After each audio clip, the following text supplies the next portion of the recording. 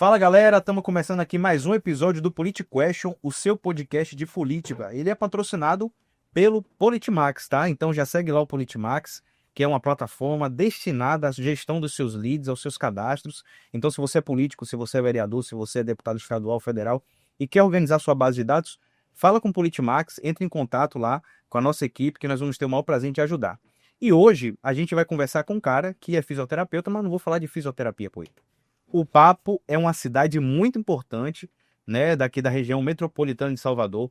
Ele foi vereador, foi presidente da Câmara de Camaçari e foi candidato a prefeito da cidade, né? Estamos aqui com Flávio Matos. Flávio, seja muito bem-vindo. Obrigado, irmão. A casa é sua. Seja bem-vindo, Flávio. Olha, Cleiton, tamo junto.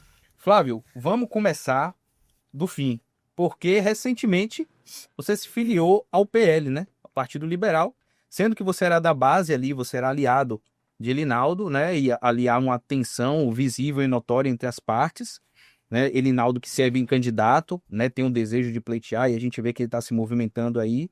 E você, que é um nome quente, que acabou de sair da política com expressiva votação, apesar do que eu digo que talvez foi uma gestão um pouco atrapalhada do ex-prefeito de Camaçari, e você sai ali com uma certa aprovação nas urnas, né? Do que se deu essa ruptura? Houve uma ruptura?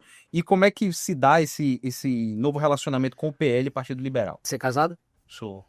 Você foi assim com sua esposa direto, sem assunto? Não, primeiro... Rodeou, levou pra jantar e tal. É, O homem é direto, rapaz. Eu achei que ele ia perguntar da né, trajetória. Não, aqui o negócio é direto ao ponto. Vamos lá. Bem, primeiro, né, eu sou filho de Camaçari, nascido naquela terra, né, eu sou filho do Alto da Cruz, é um bairro muito tradicional da cidade. Nunca pensei em entrar na política, jamais imaginei isso. E tinha uma trajetória mais para jogar bola, né? Minha vida foi jogar futebol, eu sou um desportista e tentei ser jogador até os meus 23 anos, mais ou menos. Depois entrei na política, para mim foi uma aposta. Meu pai era político, mas eu nunca ensaiei, né, herdar essa vontade, esse trabalho do meu pai. Ele se decepcionou com política e isso foi um dos grandes propulsores da minha entrada na política, foi essa decepção. Eu não queria deixar o nome Matos morrer. E aí eu comecei a trabalhar em 2011, me pré-candidatei a primeira vez para 2012, já em oposição ao PT. Quero contextualizar isso, porque ali eu comecei com o Elinaldo. Sim. Nessa eleição de 2012, Elinaldo foi o mais votado da história da cidade. Elinaldo era um feirante, até ali meio desconhecido, mas quando ele foi para a reeleição, em 2012, ele pipocou de voto. A campanha de Elinaldo foi espetacular, né? E eu vi assim uma projeção. Ali se tratava de um cara que tinha muita dificuldade de linguagem, né? Simples, né? Mas ali tinha um sinal. E esse sinal, eu não quero ser melhor que ninguém aqui, Daniel, Cleiton, mas eu entendi que ali havia um sinal e eu conversei com meu pai. Pai, esse cara vai ser o prefeito da cidade, vamos encostar nele, vamos ajudar ele, porque ele precisa de ajuda agora. E nós entregamos a nossa trajetória política, a minha especificamente, até porque meu pai já tinha me passado o bastão da política em 2012, quando fui candidato. E aí, Matos foi o segundo ex-vereador. Primeiro foi Gilda Rico, depois foi Matos. Encostou ali em Elinaldo e nós fomos o ajudar para a pré-campanha de 2014, onde ele virou deputado estadual. Ali, na minha cabeça, foi um erro de estratégia, porque a oposição se dividiu. Tude ficou candidato a deputado estadual e Elinaldo também. E eles vieram a convergir em 2016, mas com muita dificuldade, porque houve muitas fraturas, né? Inclusive, só te cortando, Claro. você citou o nome de Tude, quem é do capital político de Tude, porque ele meio que sumiu do Senado. Tude é um antagonista ao PT, né? Sim, não, mas quem Certinho. herdou esse capital político dele? Porque ele saiu de cena. Assim, É isso. Acho que um grupo político, sim. porque nós sempre utilizamos a marca Tude, o nome Tude, para enfrentar o PT. Isso é claro. Isso era tradicional, né? Fala Tude é contra o PT. Então, politicamente você fala assim, que fez trajetória como vereador e tal. Não, Tude nunca teve um projeto familiar. Tude nunca botou esposa, filha para ser candidato. Não. Tude permitia que a base dele crescesse, né? E foi assim como o próprio Elinaldo cresceu dentro dessa base de oposição. Mas as fraturas ali foram de uma certa forma, doídas porque tinha disputa, né? Elinaldo tinha os rótulos que colocavam nele, né? Eu não quero aqui relembrar, mas a gente enfrentou isso juntos. Então eu tenho uma trajetória de 14 anos com o Elinaldo. Votando nos deputados estaduais que ele indicava, em 2014, no caso ele, federal Paulo Aze, trabalhando para a eleição dele em 2016. 2018 nós votamos juntos, né? Para deputado federal em Pauloase e para deputado estadual em Tude, que foi o acordo, Tude ser candidato a deputado estadual, não foi bem na eleição.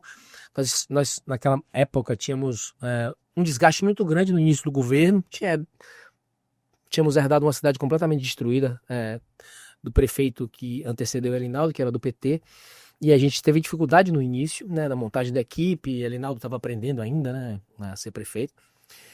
Ali em 2018, Neto já acena que precisaríamos de um deputado federal na cidade. Ele me ligou e disse: Flávio, você vai ser candidato a deputado federal. Eu estava no meu 2º ano de mandato, mas já vinha me destacando, tinha um gabinete de rua. Eu disse: eu sou soldado, o senhor mandar, eu estou aqui. Depois eu soube que a cúpula, né? Eu soube o que aconteceu, mas eu vou dizer assim, foi a cúpula que decidiu que não era para eu ser candidato, que aquilo me projetaria, ser candidato a federal do grupo me projetaria. Continuei trabalhando, me projetei e fui o vereador mais votado em 2020, né? Falo isso com muito orgulho, com muita honra. E nós juntos, né? Eu ouvi ele, todos têm desejo de ser presidente da Câmara, o vereador tem desejo de ser presidente da Câmara, candidato a prefeito. Ouvi Elinaldo e deixei para o 2º biênio, confiando, né, que nós conduziríamos juntos todo o grupo, todos os vereadores, para que esse mandato fosse, que esse biênio realmente fosse sob a minha condução. Aconteceu, Elinaldo sempre foi um homem de palavra, né, cumpridor dos acordos, e eu tenho, assim, deixei a confiança inteiramente na mão dele. Eu sempre atendi, né, eu sempre obedeci às relações superiores que ele tinha criado e à liderança que ele tinha se tornado. Então, isso foi inquestionável. Terminou a eleição, aí vieram os problemas que eu não sabia. Eu vou te falar da minha ótica. Em abril, eu sou chamado para uma reunião, uma rearrumação da Câmara. A Câmara passava por alguns problemas com os vereadores. Eu achei ali que a gente ia falar sobre a estrutura, redefinir espaços, alguma coisa do tipo, e ele desabafou. Abriu o coração, que vinha sentindo que tinha um distanciamento e tal. Eu sentia a mesma coisa, mas eu não alimentava isso porque eu sabia que ele era candidato e ele precisava de ajuda. Mas ele, né, aí eu fui... E essa conversa aconteceu no meio de vários outros vereadores? Na frente de todos os vereadores. Você achou que ele deveria... Na nossa base. E foi o que eu disse. Eu Poderia disse, ter chamado... o senhor tá errado. Conversar. O senhor estava sentindo isso desde a eleição, do vídeo que eu gravei, do outdoor que eu botei agradecendo os votos da eleição. Você tá sentindo isso desde outubro e me chama em abril na frente de todo mundo? Tá errado a condução. Não, eu estou certo, você está errado, você está acostumado, as pessoas dizerem que você está certo, e para mim não é assim que uma relação de amizade é construída, é com verdade, com compromisso e com lealdade. Vulnerabilidade, eu acho que é vulnerabilidade também. Errou a condução na minha cabeça. Ali foi uma quinta-feira, né, da Semana Santa, e eu esperei ele me ligar na sexta, na quinta de tarde, esperei ele me ligar na sexta, no sábado de manhã, o radialista, que é muito ligado a ele, foi lá e cacetou. Aí eu entendi que era uma estratégia, né, que isso estava já bem definido na cabeça dele, que a gente tinha que se afastar. Eu calei, na verdade é essa. Eu até acho que eu também poderia ter procurado, mas eu entendi que depois da porrada que eu tomei, né, eu tinha que esperar esse contato. E aí entendi que era uma estratégia. E nós nos afastamos, é verdade. Aí eu fui olhar os vídeos do 7 de janeiro, que é a procissão de São Tomás de Gantuária, as lavagens, né, as aparições públicas, e eu via o Elinaldo muito presente nas minhas redes sociais, e eu via que eu já não participava, né, dos vídeos, dos cortes, né, das edições, né, e eu entendia que era um afastamento, né, para que ele protagonizasse, mas aí você ponderava, porque nós temos uma relação muito boa mesmo, gosto muito de Elinaldo, é um cara espetacular, mas isso tomou proporções maiores. E nessas proporções aí, Neto entra para arrumar, nos convida. Acredito eu que Neto tem uma leitura muito clara do que é Camaçari, do que as pessoas pensam, e nós estávamos conversando em off, Daniel, tem um sentimento na cidade ainda, né? Sim. Ficou um certo luto pela minha derrota, né? Ficou um sentimento nas pessoas de curiosidade, como seria o meu jeito de governar, né? Como é que seriam os próximos 4 anos? Porque todo mundo conhece Caetano, todo mundo conhece Elinaldo, todo mundo conhece Túlio, mas não conhece o jeito de Flávio governar. Então, eu sinto isso nas pessoas e eu ando nas ruas. E aí eu comecei a falar que estava à disposição do grupo, que Pauloase era um grande parceiro da cidade, que Manuel Rocha era um grande parceiro da cidade, e eu servi esses anos todos para apoiar esse pessoal, né? 3 eleições Pauloase, Manuel Rocha, o pai de Manuel Rocha, o deputado Zé Rocha, tinha expectativa de 500 votos em Camaçari, para Manuel Rocha. Ele falou isso para mim em Brasília, né, para nós todos lá. A gente riu juntos porque conseguimos dar 17 mil votos a Manuel Rocha e isso garantiu a cadeira dele na Assembleia. Então, eu entendi que eu tinha que estar à disposição do grupo, porque nós perdemos a eleição. E, como prefeito, certamente seriam os meus candidatos a deputado federal. Sim. Mas nós perdemos a eleição. Como é que a gente Graças contrapõe o PT? Agora, Flávio, desculpe te cortar aqui, mas essa forma isso que você está trazendo aqui pra gente me traz a memória como se fosse um tabuleiro da política, assim, um xadrez, né? Isso é interessante, eu gosto dessa parte. Nós temos aí figuras interessantes, né? Por exemplo, você tem José Rocha, Certo. que eu acho que agora Manuel Rocha que vai substituí-lo. Assume, Né? É. Manuel Rocha vai para federal. Isso. Beleza. Então, para estadual seria Elinaldo. Isso. Elinaldo. E aí você surge dentro, mostrando interesse em também ser candidato a deputado estadual. Só que, desculpe, a federal. Nós temos ali em Camaçari uma espécie de divisão de votos entre Paulo Aze e o grupo de José Rocha, que ali arruma e aí cada um tem um pouquinho aí de votos, correto? Certo. Pronto, você vindo, você não acha que você, de uma certa forma, atrapalha os projetos do grupo? Como é que você enxerga isso? Eu entendo o que você está falando, mas quero te convidar a pensar como camaçariense, certo? Não como político Flávio, nem como político, como camaçariense. Nós perdemos a eleição, e entrar justamente nessa parte. Perder a eleição nos enfraquece, porque nós perdemos os espaços, né? As pessoas vão tomar conta das suas vidas, uns vão para o outro lado, né? Outros vão para o sol, para a chuva, né? E a gente se enfraquece. Manuel Rocha e Paulo Aze como parceiros da cidade, eu como prefeito seriam os meus candidatos, porque já são parceiros da cidade e são parceiros de Elinaldo, né? Ok.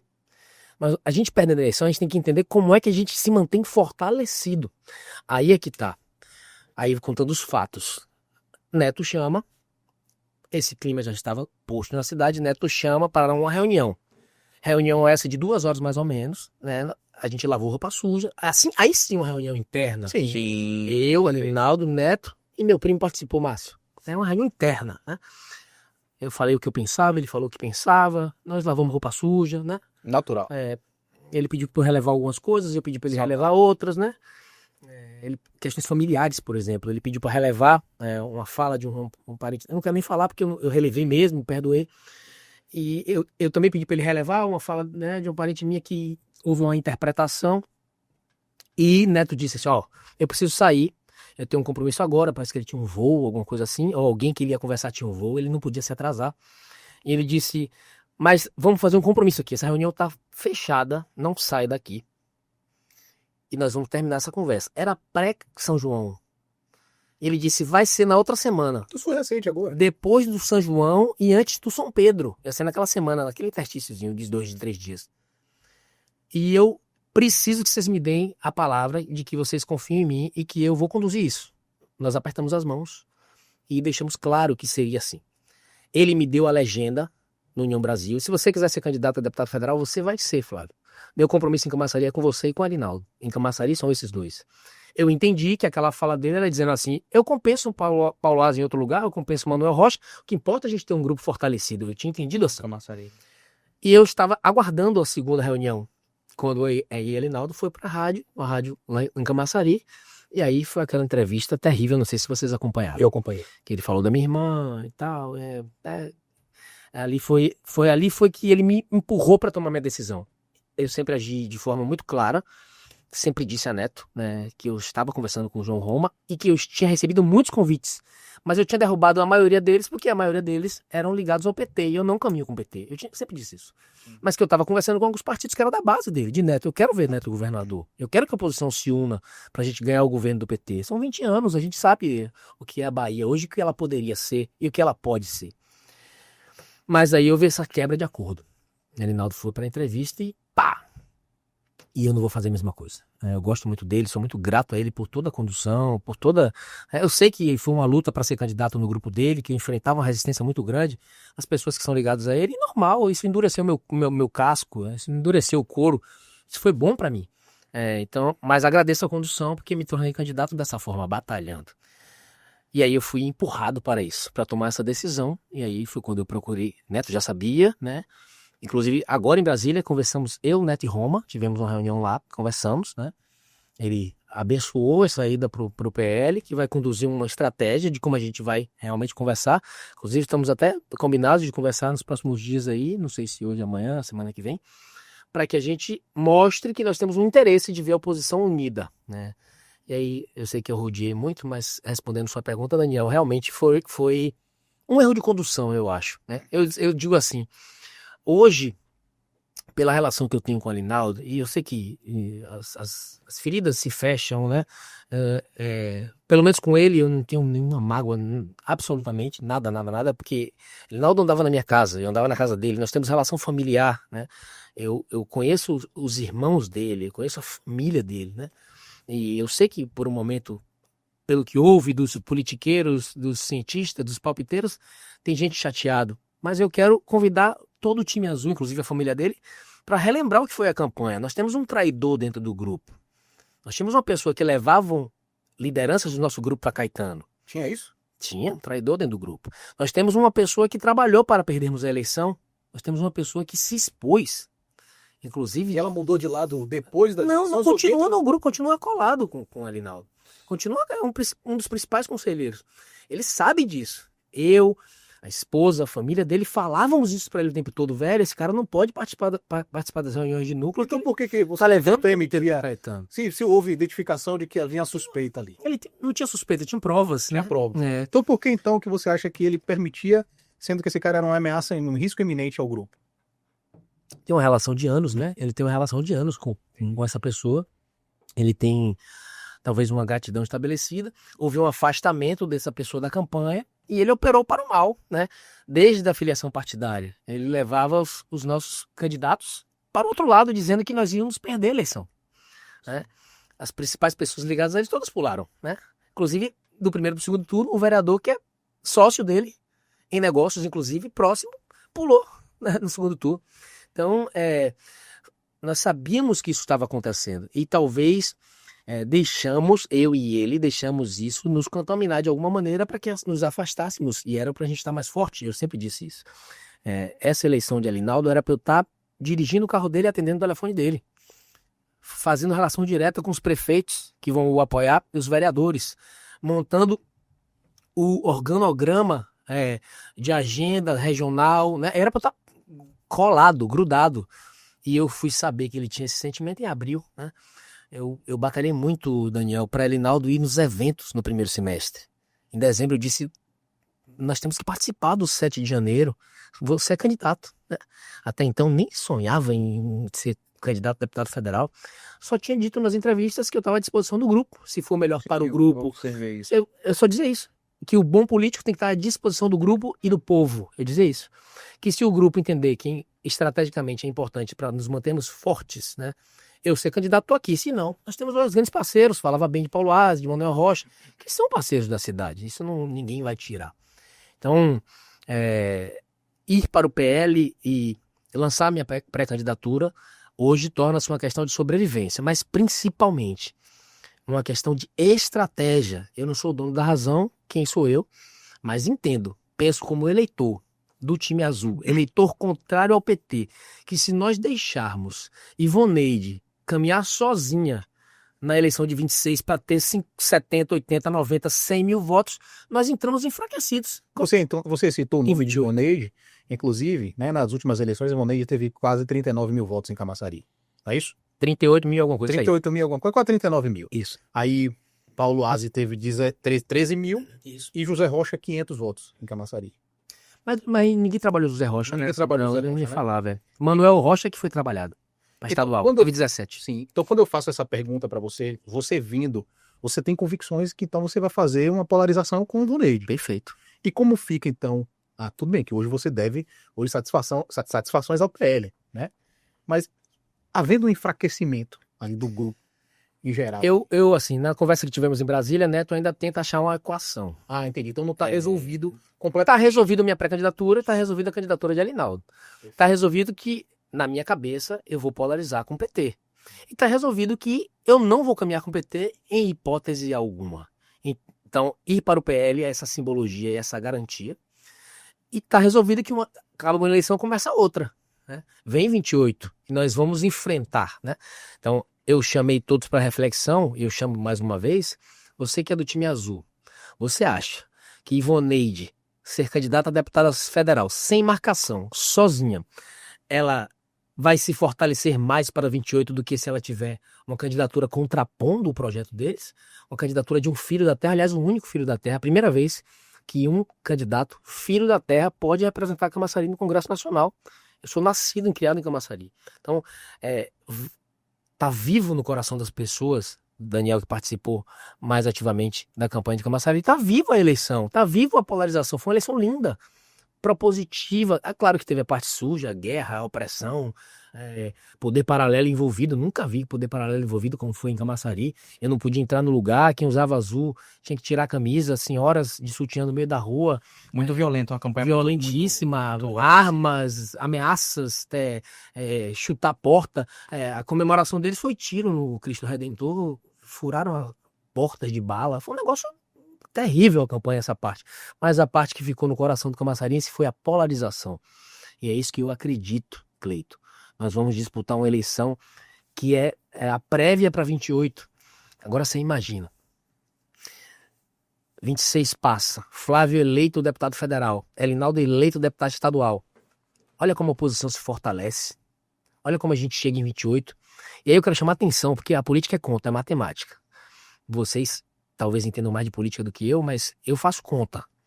E eu tô vendo poucos pensarem em 28. Eu digo vereadores e candidatos ao vereador. Elinaldo lançou 5 partidos esse ano, queria lançar 4. Quando o Republicanos veio, lançou o 5º. Mas a conta dele era 4. Né? 4 partidos com 12 vereadores, a divisão vai ficar 3 vereadores para cada partido.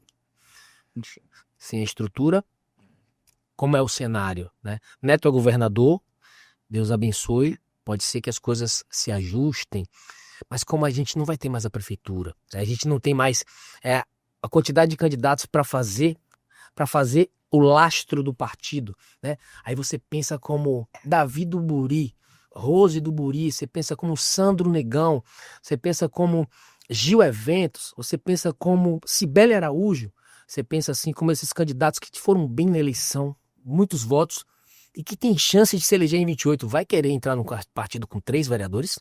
Provavelmente. Então, é assim, precisam nisso aí. Inclusive, E vai chegar uma hora que a gente vai precisar conversar sobre isso. falando em campanha, né? Retrocedendo um pouquinho, fazendo uma retrospectiva. A vice-prefeita hoje de Caetano, ela já foi do grupo de Elinaldo, né? Dessa... Como é que vocês enxergam essa... Não teve espaço aqui, foi pra lá? Não, a Dea foi muito correta, sabe, Cleiton?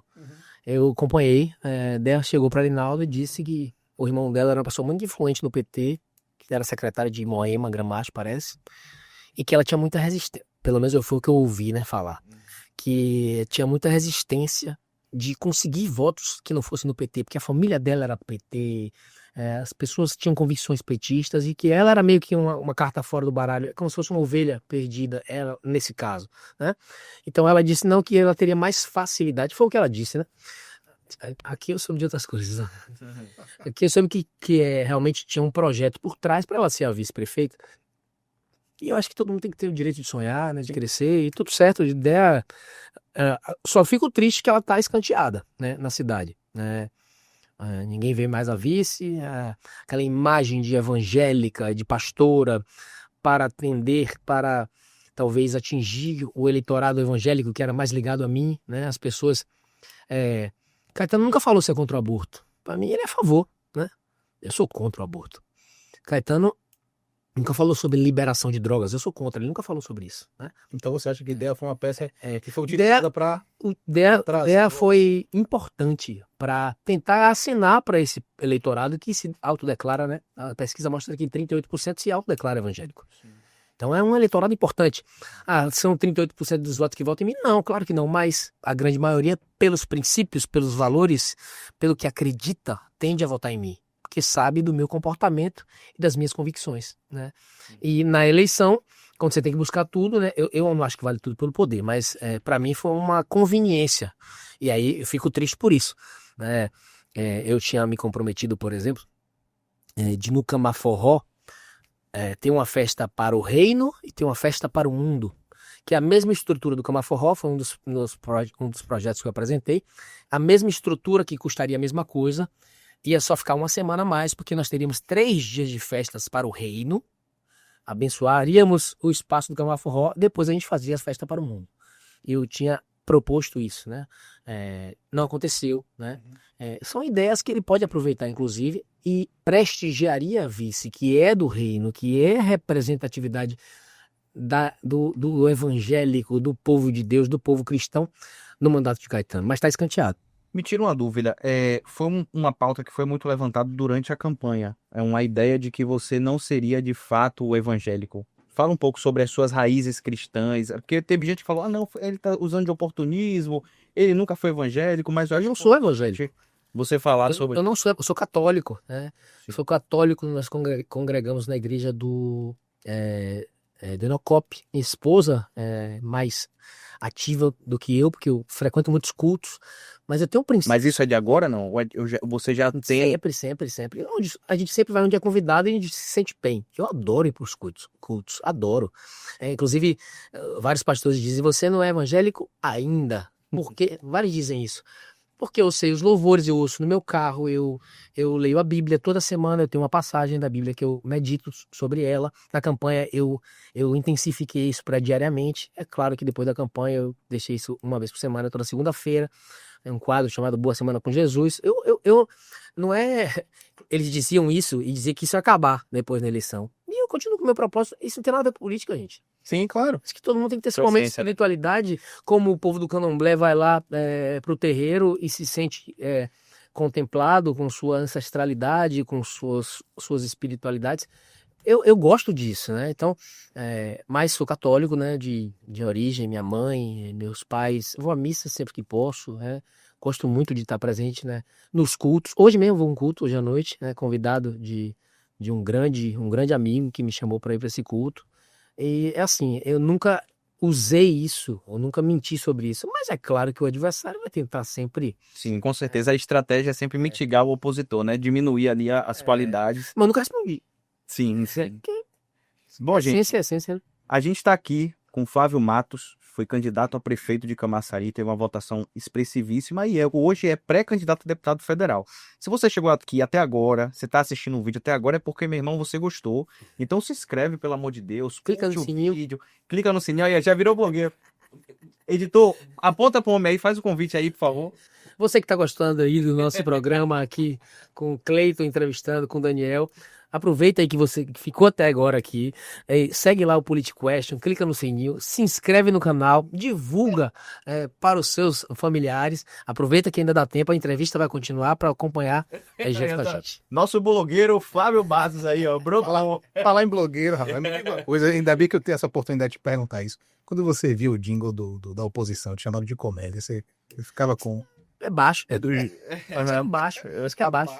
Acho que a música é muito boa, né? Agora eu acho que isso é estratégia, né?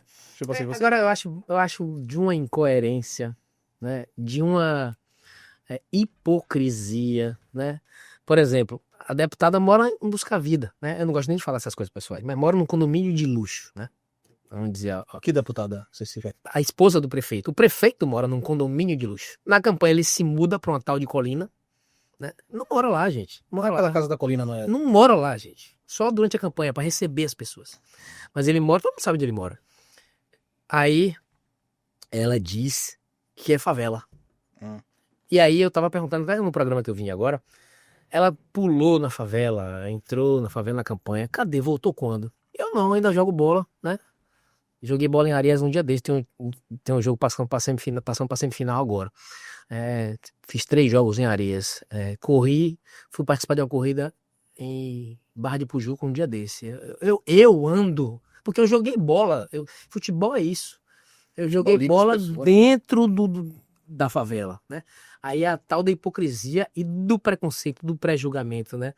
Eu lhe olho com a imagem e eu lhe carimbo. E eu acho engraçado, assim. E usou muitas... Eu acho curioso, assim, como... eu confesso que a esquerda, ela é muito... É estratégico, né? Tipo assim, eu costumo dizer que a esquerda ela é muito forte nas narrativas. A direita é muito forte na organização. A esquerda não tem uma organização que a direita possui. Mas a esquerda é muito forte na narrativa. E você vê, por exemplo, uma coisa que é muito presente em Camaçari, em ambos os discursos. Vamos valorizar quem é da terra. Somos nativos. Tipo assim, é um discurso presente e que, assim, muita gente que está em Camaçari trabalha de lá, vem de fora. Por que se usa esse discurso? Porque existem pessoas ali dentro que anseiam, queriam trabalhar ali na BID, mas não podem. Então, assim, tem muito esse lance, assim, da utilização dessas narrativas. Mas se você for ver, quem é Caetano? Caetano é um político velho no sentido de antigo de política, é branco, Louro, do olho azul. louro, do olho azul, igual você. Então, tipo assim, usa-se a narrativa. Agora você vê como é que são as coisas, né? É narrativa. É tudo narrativa, velho. Então, assim, e também eu acho importante a gente falar isso, você que é eleitor e que muitas vezes é muito apaixonado, tira essa apaixonite. Política, gente, são interesses. Tem que ser mais razão também. Tem que ser mais razão, a gente tem que botar mais o pé no chão e entender a proposta, o que vai fazer a diferença pra mim. Então, acho que é importante. Agora assim, eu combato muito isso e eu tenho muito medo. Alguns cientistas políticos diziam, pô, Flávio, você precisa mentir um pouquinho, você precisa prometer. Promete alguma coisa mirabolante aí, porque Caetano é um fanfarrão de promessas, né?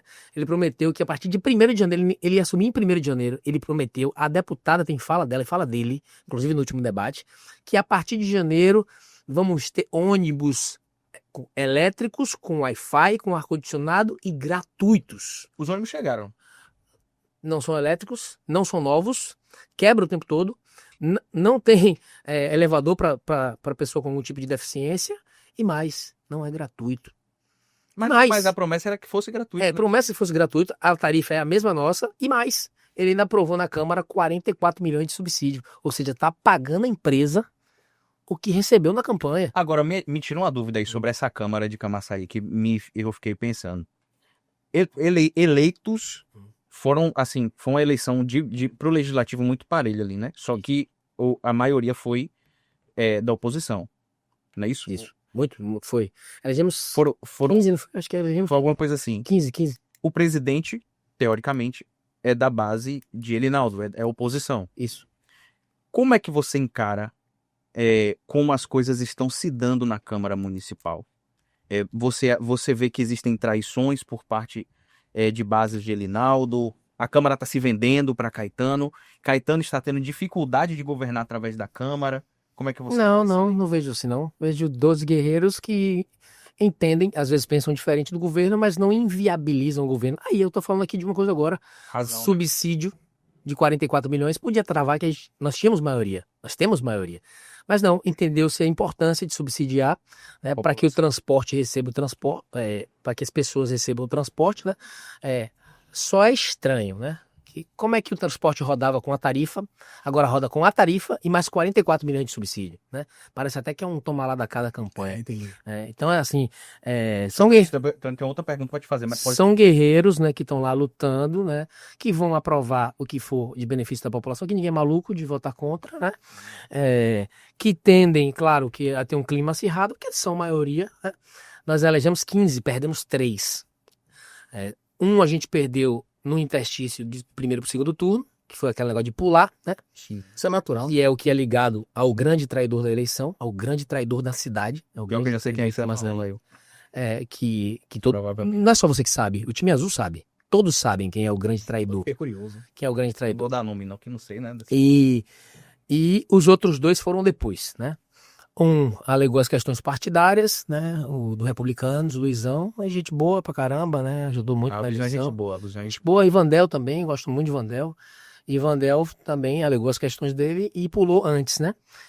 Mesmo assim, isso não significou a vitória dele para presidente. Nós elegemos o nosso presidente, né? Então, essas pessoas estão muito unidas, né? Acredito, né? E vão trabalhar ferrenhamente para melhorar a vida do povo, se o projeto for bom. Agora, é claro que os olhos, a lupa, ela é muito mais criteriosa, porque não dá para Caetano, como você falou aí, com essas velhas práticas, retornar querendo fazer tudo, querendo mandar na Câmara, que não vai mais, né? A oposição tá forte. Agora, Flávio, 26 tá aí você queria fazer, né? Não, vai, termina depois. 26 tá aí na porta. E você agora, PL, você agora, né, tá no partido ali de João Roma. Você consegue você consegue visualizar essa chapa aí da majoritária? Roma realmente vem como senador? Você já pode adiantar isso? Já tá certo a vaga dele? Como é que é? Não tem como a oposição chegar desunida, certo? Hoje mesmo, se você olhar aí, abrir um Instagram, você vai ver Neto e Roma do lado, um do outro, em Feira de Santana, né? Isso é a política. Isso é incrível. Nós estamos com um clima de paz, né? Eu tive com os dois em Brasília, nós conversamos juntos. Existe um clima de paz. É isso que é a política, mas também são as relações humanas, viu, Cleiton? Porque às vezes você erra comigo e a gente até se afasta, mas depois tem o arrependimento, tem o perdão, né? Tem, claro que vão ter os projetos em comum, os mesmos objetivos, né? Roma não vai jamais pro PT, Neto não vai jamais pro PT, né? Então, em um dado momento, eles vão ter que entender que eles juntos são mais fortes e que um precisa do outro para ser feliz. E esse intermediador que faz com que as pessoas não se matem e se reconciliem é a política. Né? Também, mas assim, o tempo passa, né? Uhum. O tempo passa e você amadurece e você também vai fazendo autoanálise, né? Não adianta só culpar o outro e o outro é errado. Não adianta só você apontar o dedo, né? Você tem que também fazer suas autoanálises. Falando de autoanálise e autocrítica, você acha que o grupo de Neto conseguiu fazer isso com maturidade e vai vir de forma diferente? Tem, por exemplo, o Gedel fala que, não, eu tenho certeza que Neto não vai sair candidato. O que é que você acha? Acho desespero, né? Para mim, o PT está no pior momento, tanto nacionalmente quanto estadualmente falando. Né? Tá no pior momento. Né? Eu acho que eu acredito, né, e penso que a nossa chance, a chance de vencermos a eleição é agora, né? Lula encontrou uma desculpa aí para fazer política e parar de cair, estava em queda livre, né? Encontrou uma desculpa aí, aí começou a bater em Tarcísio, já fala nome picando o pau em Tarcísio, já com medo de Tarcísio. Para mim, Tarcísio tem uma grande chance de ser o presidente do país. Ele tem porque ele consegue reunir as condições para agregar todos. O bolsonarismo, o ratinismo lá do Ratinho Júnior, até talvez o Eduardo Leite lá, que tem uma linha mais pendendo para a esquerda, mais PSDB, Ciro Gomes, né? Eu acredito que seja mais fácil de trazer os porque Ciro 10% tá namorando de Ciro. com o lado do PSDB, né? da direita, né? Não, mas ele tá com a base forte. Ciro vem candidato a governador. Isso, mas ele tá com a base forte do Mas Ciro tem 10 pontos, pô. Sim. Ciro se candidato tem 10 pontos. 10 pontos. 10 pontos de 200 milhões, irmão. 20 milhões de votos. Coisa, né? Claro. É muita coisa. Então, eu acredito que, como aqui existe, não é que exista um acordo, mas existe um aceno para nós caminharmos juntos na oposição, Roma e Neto, que são os dois grandes líderes da oposição na Bahia, né? E quem fala ao contrário, ou está tentando jogar para a plateia ou construir a tal da narrativa, né? Que é incrível. Ou não entende nada. E vão estar juntos, que está muito claro que eles vão estar juntos, né? E a tendência natural, pelo resultado da última eleição e pelos números mostram, é que Neto seja o candidato a governador e Roma o senador, e tudo bem. A gente agora vai esperar um próximo nome para Senado, né? E o vice. E o vice, para montar chapa forte, competitiva aí. O fator Lula é muito importante, né? Lula tá em queda livre e para mim não tem mais nenhum gás para não tem gás. Se ele tem com o Senado, com a Câmara, com o Senado não, mas com a Câmara eu acho assim, bastante. até com todo respeito, eu sou da área de saúde, mas eu acho que Lula já apresenta sinais de envelhecimento. Assim, Lula fala coisas hoje que ele não falaria antes. Lula deu um discurso outro dia, ele disse no fórum do PT, mas que aquilo é filmado, que claro que aquilo ia vazar, ele disse o que é que está acontecendo. A pessoa estuda um pouquinho mais ou ganha um pouquinho melhor. Um operário de São Bernardo que passa a ganhar 5 salários mínimos não quer mais votar na gente. O que é que está acontecendo? Imagine, velho. É uma fala terrível, vocês viram? Posição, vem. É uma fala terrível, né? Então é mostrar uma fraqueza que ele nunca fez isso. Isso é bom de ser velho, né? Quando você é velho, você fala o que fala você quiser, não dá nada. Fala a verdade, né? Você fala o que você quiser, não dá em nada, ninguém te cancela. Você é velho, você nem é preso. Pois aí o fortalecimento das narrativas vão fazendo a defesa dele, mas tá ficando indefensável, né? E eu acredito assim que esse palanque federal, se não tiver força para puxar o estadual do jeito que Jerônimo tá aí, né? Eu acho que é o pior momento de Jerônimo também. Tem dinheiro, derrama no interior, convence prefeito e o povo, né? Eu ouvi um amigo meu falar que o PT tá em fadiga de material, né? O povo cansou. Ele é uma fala de engenheiro, eu não sou engenheiro, mas ele falou isso, né? Que os engenheiros falam isso. Diz que o povo cansou. Cansou e birrou. Quando o povo birra, você pode dar vida em... Agora a gente vê que o grande lance da política, assim, principalmente quando se fala em campanhas de executivo, de majoritária, na verdade, assim, é o lance da polarização. E você sentiu que a descida de Lula no segundo turno te enfraqueceu muito em Camaçari? Ou fortaleceu muito o Caetano? Daniel, Porque tava bem equilibrado, né? ele ia perder, certo? O Caetano ia perder. Você viu os números. Você, melhor do que eu, viu os números. Você acha que ele virou essa chave como assim? Vou tentar explicar um pouquinho o que eu acho. Não Tá? fala virar chave, não, pô. Pelo Cara, amor de Deus. casamento a mais. Parecia um boneco. Verdade. Ave Maria. Acho que nem o povo dele aguentava mais. Mas enfim, vamos lá. Ele continua falando isso, 7 meses, continua virando a chave. Eu não sei o que ele quer virar mais a chave. Tem que governar, vai ser prefeito. Que já aluiu, vai ser prefeito. Eu tava onde? Eu falei sobre a questão de Lula ter decidido. Isso, pronto. O que é que eu acho, né? No segundo turno ele ia perder, eu tava aqui. Nós vimos os números. Ele começou o segundo turno na frente, começou o pula-pula. Nós perdemos um vereador de mandato, perdemos um ex-vereador, Acho que foi derrotado nas urnas, né? Que foi o 13º do nosso partido. Perdemos ele também. Aí começamos a perder alguns candidatos a vereador, tal. Criou-se aquele clima, né? É um movimento muito parecido com o de Neto, né? Quando o Neto, quando foi segundo turno, foi todo mundo pulando para Isso. Mesma coisa que eles fazem. Que aí tem o poder econômico. O poder econômico. A verdade é essa. O governador abriu o cofre e venha. E tem uns que têm ideal e tem uns que têm a conveniência como prioridade na vida. E ok, tudo certo, tá tudo pacificado. Aí ele startou na frente, fizemos a pesquisa, eu estava atrás. 4 pontos. Tinha terminado a eleição com 1,5 ponto. E deu isso, né? No nosso instituto de pesquisa que acompanhávamos sempre semanalmente. Quando foi a segunda semana, nós fizemos um comício, Lula cai, bate a cabeça, né? Sim, teve. Bom, aí Caetano vai a Brasília, não é atendido por Lula e volta com o rabinho entre as pernas. Nessa tentativa aqui, criou-se o clima, Lula vem. E a gente foi trabalhar. Eu fui trabalhar, continuei acelerando, pra carreata, comício, pra rua, E nós fomos virando isso. A CNN noticia 2 pontos na frente, eu. Sim. Depois de Lula ter ido. Antes eu tava já chegando perto. Chegou na antivéspera da eleição, tinha 4 pontos na frente, na pesquisa que a gente tinha, né? O que eu acredito? Lula não vai só. Lula botou a cara. Quando Lula bota a cara, vem a estrutura. Porque a derrota não seria mais de Caetano. A derrota seria de Lula. A entrevista que eu ia dar, eu ia falar que nós derrotamos o Lula. Eu ia botar pra cima, não é isso?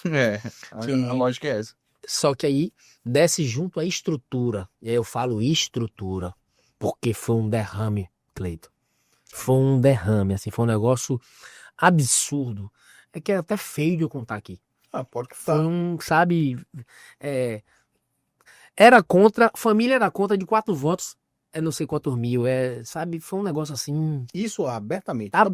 Abertamente, assim, à luz do dia. E aí, é claro que pessoas continuam, né, mas mesmo assim eu ainda tinha expectativa da vitória, só que foi um conjunto de ações, teve essa parte econômica, teve a instituição polícia militar, oprimindo, batendo, prendendo nosso povo, a delegacia tava pintada de azul 9 horas da manhã. Pintada de azul, lotada. Quem ia votar, tava fazendo boca de urna, era preso. Conduzido à delegacia e só saía depois da eleição. Então, teve o poder paralelo oprimindo na ponta, se sair para votar, não volte. Sabia quem era 44, sabia quem era 13. Se sair para votar, não volte. A moto rodando o dia todo. O menino. Então, foi assim um conjunto de ações, né? Eu tenho informações internas que ele se deu como derrotado. Quando iniciou a apuração do segundo turno. Mas aí foi. Eu inicio na frente, né? No inicio na frente. E a pesquisa da véspera era ganharmos a eleição com 4 pontos na frente. E ele tinha essa pesquisa. Sim. Aí entra uma outra pergunta que eu quero te fazer, ainda dentro desse sentido, né?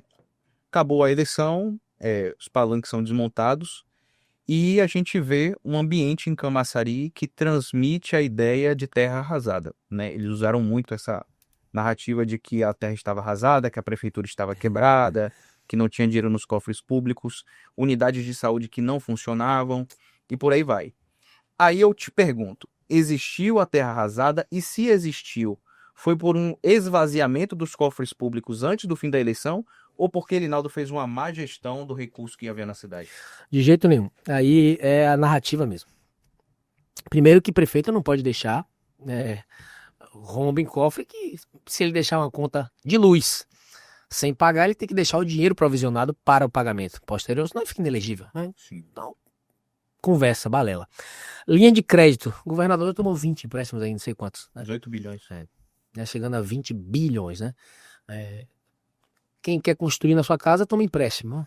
E vai pagando, porque é assim que funciona. A gente quer melhorar a vida das pessoas e os empréstimos aconteceram aí. Ele falava muito sobre isso. Você tá de dívida, conversa fiada. Ele pegou a cidade no melhor momento, principalmente infraestruturalmente falando. Tem equipamentos que são muito simbólicos, por exemplo, o Tudão. Tudão, por que é Tudão? Porque foi tudo que fez. Eles passaram 12 anos, nunca pintaram um alambrado do Tudão. Tava deteriorado em Abrantes. Nós fizemos um Tudão novo, né? Lá, fonte luminosa, quadra, palco, espaço para eventos, um equipamento espetacular. Praça da Matriz também, só pintaram meio fio. Então foram grandes equipamentos que foram entregues. E algumas obras que ficaram pendentes, mas que ficaram com dinheiro em caixa. Projeto pronto. Obra em execução, só para executar. Que foi a obra do centro, por exemplo, que ele faturou um monte agora no São João. Aquela obra ali, o dinheiro estava no caixa, o projeto estava pronto e a obra estava em execução. E ele fatura politicamente em cima disso. Ou seja, em 7 meses ele não fez nada além de terminar o que a gente começou, o que o prefeito Elinaldo... Então, nesses 100 dias de governo... 6 não, já vou ter mais. Mais de 100 dias de governo. 6 meses de governo, desculpe. Esses 6 meses de governo, então ele só deu continuidade. Agora existe... Só pintou a cidade, inclusive muito mau gosto. A cidade tá toda colorida, rapaz. Se for pra tomar... Agora me diga uma coisa. Existem lugares na cidade, porque assim, existem quilombos ali, né? Existem comunidades um pouco mais, vamos dizer assim, tradicionais. Existem lugares que não receberam, não tem nem saneamento básico ainda em Camaçari, como é o caso, por exemplo, de Cordoaria. Cordoaria tem sim esse tipo de dificuldade. Nos 8 anos de gestão, não se olhou para aquele lugar? Não. Saneamento é a responsabilidade do governo do estado. Sim. Nós temos 48% de cobertura. Eu sou um grande inimigo da Embasa, né? Como vereador, batia muito na Embasa, né? Eu continuo achando um serviço muito ruim. Eu sempre falei isso. Eu convoquei algumas audiências públicas para chamar a Embasa para se explicar como era essa mágica. Eu tinha entrado como vereador, eles diziam que Camaçari tinha 52% de cobertura do esgotamento sanitário. Aí eu chamei eles no meu último ano como vereador, que foi no penúltimo, em 2023. Tivemos uma audiência pública, acho que em novembro, se eu não me engano. Eles me disseram que tinha 48%, que diminuiu 4%, e tinham investido 648 milhões de reais durante esse tempo. Eu digo, como esse dinheiro enterrou e diminuiu? Como é essa mágica? Então, realmente, a cidade sofre muito, mas a parte do prefeito, eu acredito que não teve nenhum governo que investiu tanto em infraestrutura como asfalto, passeio, piso tátil e drenagem como esse. Então, a cidade, Caetano, encontra em outro patamar, organizada, o povo mais exigente. O povo não aceita mais quadra lá, campo de areia. Lá o povo quer agora campo com grama sintética, porque tem quase 20 campos de grama sintética. O povo não aceita mais poste com luz amarela, quer luz de LED. O povo tá mais exigente porque viu Camaçari crescer. A Jorge Amado, nos 12 anos do PT em Camaçari, Cleiton, alagava quando chovia, os carros boiavam, era escura, insegura, e o asfalto parecia a lua, todo remendado. 12 anos eles não fizeram nada a Jorge Amado. Hoje a Jorge Amado é nova, você entra em Camaçari, iluminada em LED, as pessoas correndo, fazendo atividade física. Dá orgulho de ver a entrada da cidade, as ruas, tiramos muitas pessoas da lama. Foi uma prioridade do prefeito Elinaldo, né? Ele fez isso, ele falava sobre isso, né? Que ele ia tirar o povo da lama. Então foi um investimento muito grande, foi isso que deu a reeleição dele. Então acredito eu que é uma narrativa, né? Uma falácia para justificar que está sem dinheiro. Ele tem que pagar os compromissos de campanha dele, né? Tem que devolver o dinheiro que recebeu na campanha para torrar lá, para fazer um esforço enorme. Dizia que tinha 20 pontos de vantagem no primeiro turno e quase perdeu no primeiro turno. Até 90 e poucos por cento, eu tinha quase 1000 votos de frente, ele estava lá com os cabelos em pé. A gente recebeu uma foto lá, fatídica foto lá, que ele estava apavorado. Agora, Flávio, deixa eu te fazer uma pergunta sobre ainda sobre 26, né? Neto, muita gente fala sobre Neto, sobre a ausência de diálogo com o Neto. Algumas pessoas falam que isso não tem nada a ver, pessoas que andam com ele. Mas você não acha que já tá na hora dele começar a correr mais o trecho, digamos assim, ou tá cedo? Tá andando, irmão. Você que não tá andando. São João andou bastante. Até ele hoje tava em Feira de Santana. Sim. Eu acho que ele tá andando. Agora é claro que. Se fala muito também das puladas de cerca, né? Tipo assim, os candidatos que vêm pulando. Dizem também que Jerônimo tá trabalhando nos bastidores para cooptar prefeitos do interior e tal, para tentar enfraquecer ele. É assim, o que eu acho de verdade é que o povo tá birrado. Então, até que o prefeito precise, né? Tem cidades que a arrecadação é muito pequena. O cara pensa na reeleição dele lá. Aí ele pensa, pô, ou eu faço uma obra impactante aqui, ou. O prefeito de Mata de São João deu esse sinal, né? Estrada, hein? Da estranho. Estranho. Como é que você avalia o governo Jerônimo Rodrigues? Eu quero que você faça uma ressonância do governo Jerônimo Rodrigues. Como é que você... Eu vou tirar a pessoa, porque eu não o conheço, né? Pessoalmente, Vamos ver. eu não conheço. Mas pra mim é terrível, né? Esses caras estão há 20 anos aí no poder. Você imagina, vocês trabalhando há 20 anos numa empresa e com a promessa de ser promovidos 20 anos, né? Você vai ser promovido mês que vem, né? E você trabalhando, você acabando lá e as coisas não acontecem. Eles estão há 20 anos, dizem que vão resolver o problema da educação e nós somos a penúltima educação no país. Eles estão há 20 anos dizendo que vão resolver o problema da segurança pública, que vão valorizar o policial, que vão cuidar disso como prioridade.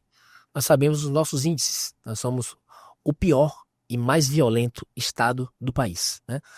Nós temos aqui números tão alarmantes que chegam a nos deixar impressionados. Nós temos, em 2023, no mapa da violência, mais de 1.000 homicídios a mais do que São Paulo e Minas Gerais juntos. Você imagina a quantidade da população, dos números absolutos.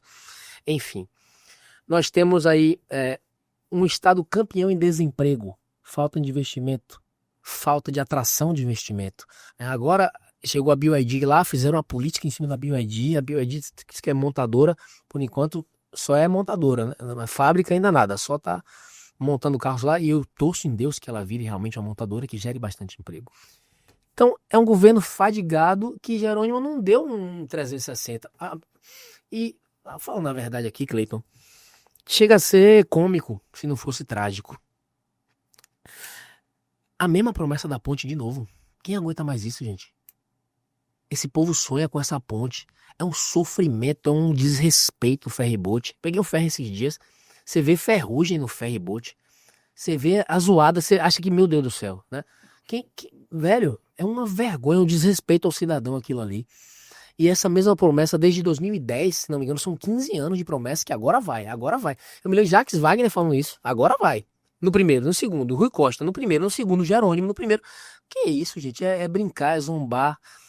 Fizesse até a ponte, mas não fale mais. Vai usar isso como campanha para 2026. Eu acho que na hora que eles sentam para tomar cachaça, né? Que tem uma galera que gosta de cachaça, né? Sentam de boa pra tomar cachaça, tudo certo, sem problema com isso. Eles devem rir. Eu acho que com portas fechadas devem rir do povo baiano. Deve dizer assim, rapaz, a gente vai falar de novo na ponte, eles devem se acabar de rir, velho. Zombar da população baiana. Porque não é possível. As mesmas promessas, as mesmas práticas, um governo fatigado. Então, pra mim, é a nossa chance. Nós vamos vencer a eleição no ano que vem. Bom, vamos lá. Estamos aqui conversando com Flávio Matos, que foi candidato a prefeito de Camaçari e já é pré-candidato a deputado federal pelo PL, pelo Partido Liberal. Flávio, eu quero te fazer uma pergunta, é o seguinte, você está nesse momento agora aqui desse papo mais tranquilo, mais analista. Eu queria que você fizesse uma análise desses 6 primeiros meses de mandato de Luiz Caetano. Se você vê que ele acertou em algo dentro de tudo do que ele fez, você vê... E me diga também os pontos que ele errou ali, que você vê que são falhas. Pra mim, tá cansado, tá sem paciência, nitidamente, né? Não tem paciência mais de governar, de liderar. Tá cansado também das velhas práticas da política, porque ele se acostumou com essa velha prática, balcão de negócio, tomar lá da cá, me deu o meu aqui, que eu apoio na campanha, essas coisas que cansam da velha política. E pra mim ele tá sem paciência pra isso. E se ele acertou em alguma coisa, foi dar continuidade ao que ele achou pronto. Por exemplo, a obra do centro é histórica. A obra do centro, Cleiton, Daniel, nós criamos o projeto para criar um novo centro da cidade, para fortalecer o comércio, um calçadão de piso compartilhado, 3 novas praças, novos equipamentos, né? Toda uma revitalização, uma nova iluminação em LED com nova drenagem e tal. Isso acertou. Porque a política tem essa prática ruim. O que o antigo faz, o próximo destrói porque tem a placa dele lá, né? E isso ele acertou.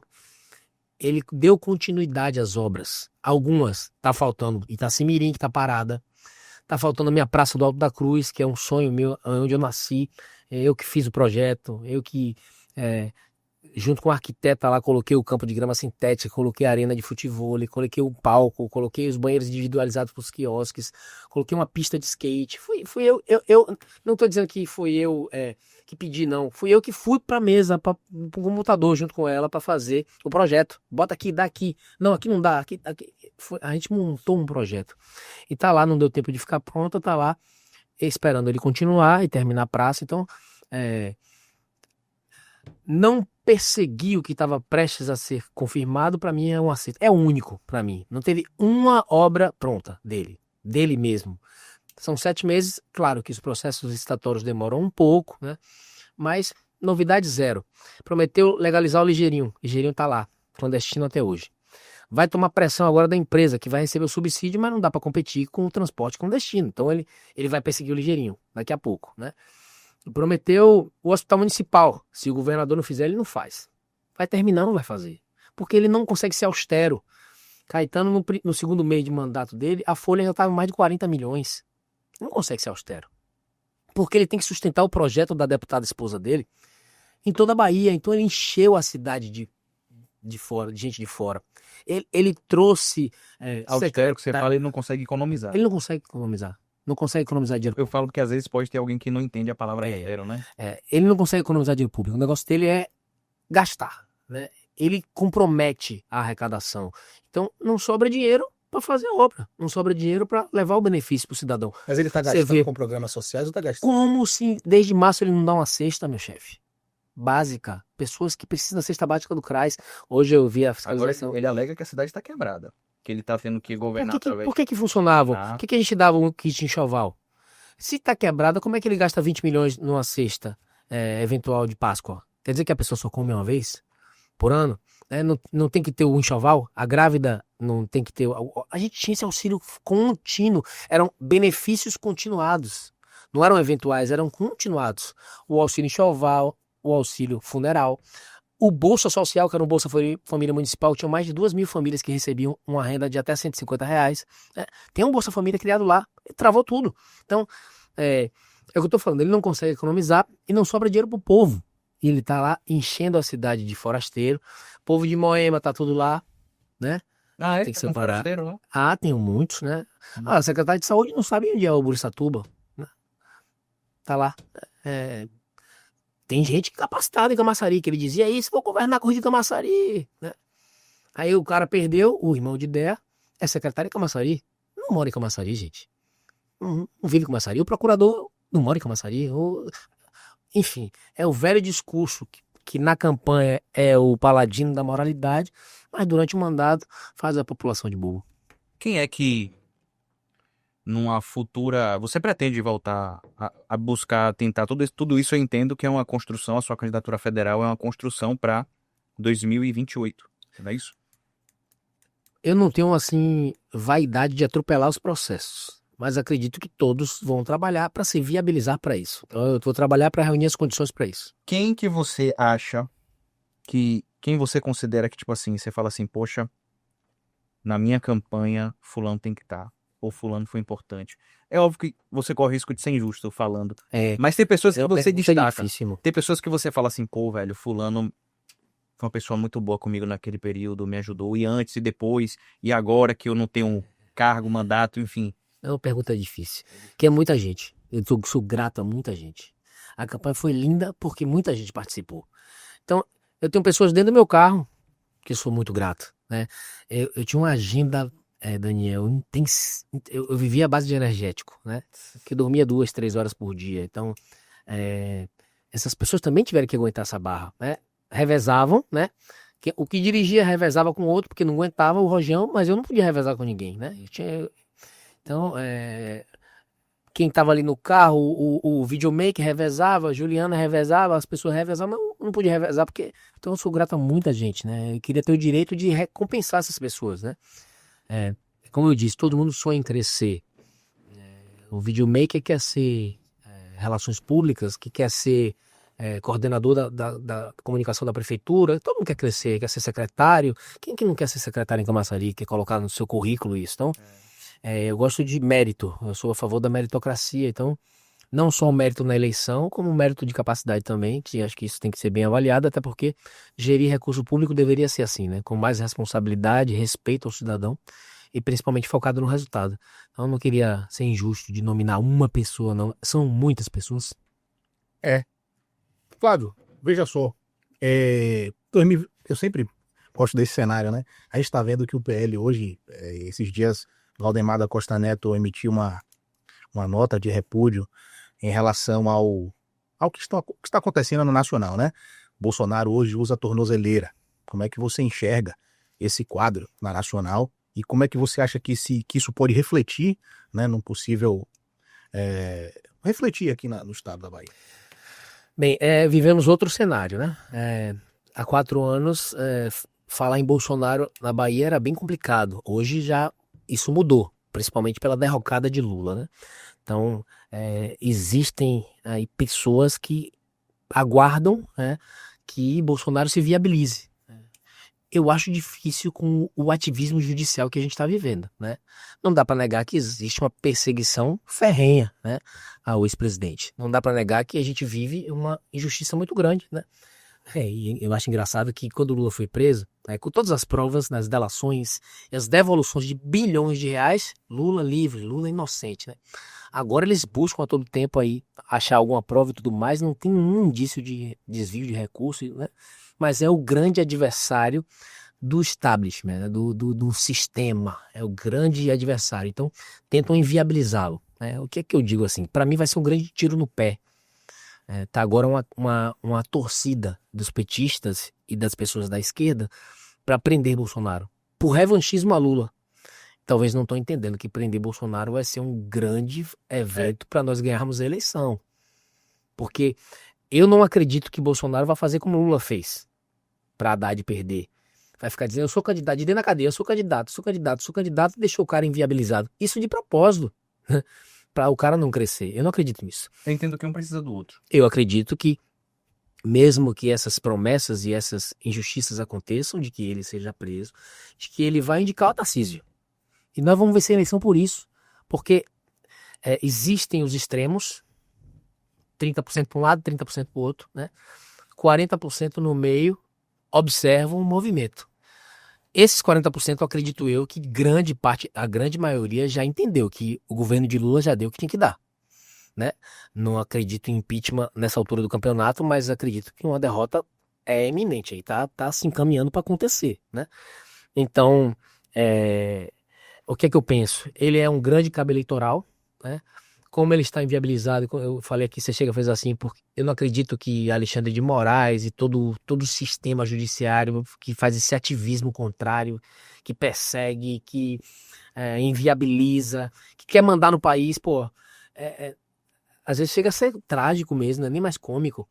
Um ministro do STF fala e depois se arrepende porque tá filmando que eleição no Brasil não se ganha, se toma. Isso é gravíssimo, irmão. Isso é gravíssimo. Se não me engano, foi Barroso que falou isso, andando no Congresso Nacional. Não. Ele fala isso. E depois ele pergunta, tá gravando? Pode procurar isso aí. Tem. Então, enfim, para mim é uma eleição que vai ser disputada, mas que tem todas as chances de a gente derrotar o petismo. E para mim a gente aniquila o petismo de vez. Porque depois de Lula vem quem? Sim, Lula não fez sucessores, assim como Caetano também não fez sucessores. Não fez, Agora, eu tenho uma última pergunta. A gente tá... Você sempre tem a última pergunta? Eu sempre tenho a última pergunta, é porque eu sou empolgado, entendeu? Mas eu queria fazer uma pergunta que leva a outra, mas é curtinha. Você já jogou babá de saia? Já. Pronto, eu vou te botar numa saia justa agora. Você acabou de falar do ministro. Eu sou jogador de bola, como eu jogo babá de saia. Todo mundo pode ser cara de lateral. Não, sou meia, parceiro, 10. É? Veste 10. Eu jogo de 5, ali volante segurando. É?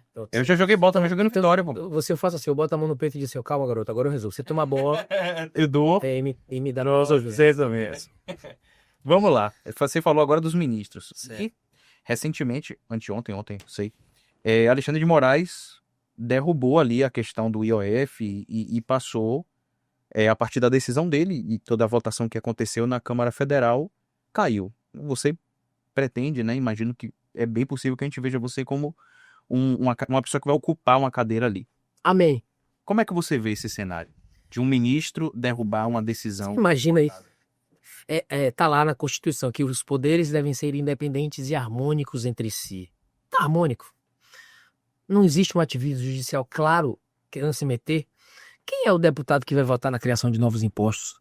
Se o Brasil é a maior carga tributária do mundo, se o pobre, na campanha, prometeram a ele que eles iam comer picanha com farinha e cervejinha, e eles não conseguem nem comprar nem ovo nem café hoje. Então, quem é o deputado que em ano pré-eleitoral aí, na véspera do ano eleitoral, vai votar em criação de novos impostos, né? Então, para mim é uma tentativa desesperada do governo por arrecadação. Velho, faz o dever de casa, corta custos. Eu não vi um gesto de cortar custos. Pelo contrário, as comitivas da primeira-dama aí de 200 pessoas para viajar, milhões e milhões pelo ralo. Ah, milhões é conta de palito. Não é conta de palito não, vai cortando.